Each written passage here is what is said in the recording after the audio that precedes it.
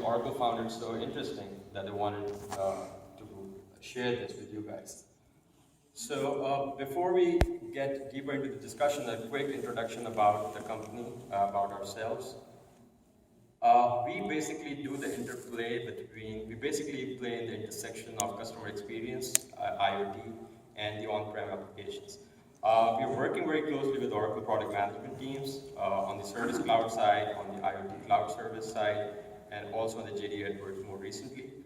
Our play is to make the journey for the customer easier to adopt the on-prem, the middleware, PaaS, and these SaaS applications.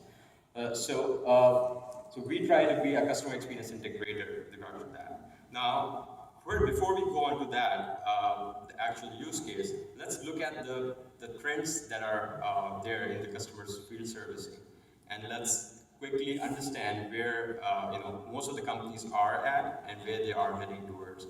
So the baseline field service is where you just have a field service. You don't have the tracking, you don't have the scheduling, you don't exactly have the idea of what is costing you. So you just have to provide the service, you're just providing it. Once you optimize it a little, you have those integrated business processes in place. You have some sort of a CRM already, which has been integrated with some backend ERP.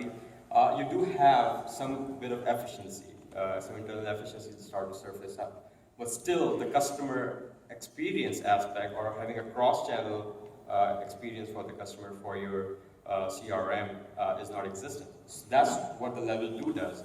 It takes a focus around mapping the customer journey across the different touch points and across the channels that they can approach you.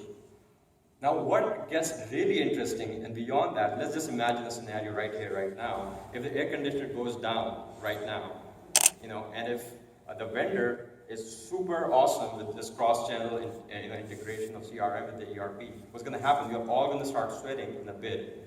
Oracle will get frantic. They're going to start calling their vendor that this is a fault right now. But the problem is this event is going to get ruined, right? This session is going to get ruined. That's where the predictive aspect of the customer service kicks in, which is can the vendor have some early symptoms of the possibility that this air conditioner might go down, and what they can do with that.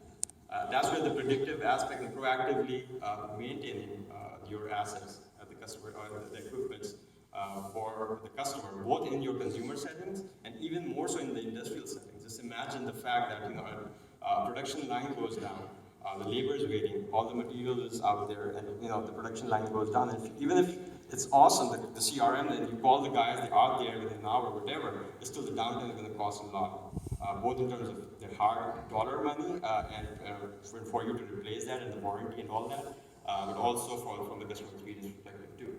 So going through this path, let's look at what the customer goes through and so let's look at a customer journey as we talked about from the non-predictive aspect. So you have these products that are already out there integrated, you can map them out, the customer journey. But what's missing is the piece that I talked about, that if something goes down right now, the customer experience is going to go bad if you don't do something proactively or predictively.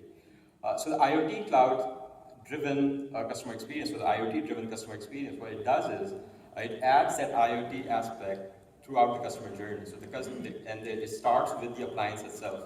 So the appliance itself is giving those signals out to the IoT cloud. You have, what we've actually did was we mapped their service engineer's mind onto the algorithms inside of Oracle IoT Cloud to determine what actually makes for the telltale signs.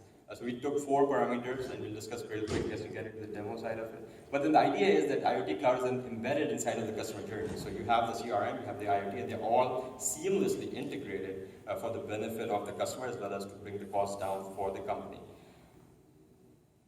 So the architecture that we use, that I've already kind of touched upon, is Service Cloud. We've built some vertical modules on top of Service Cloud for the consumer electronics and industrial appliances.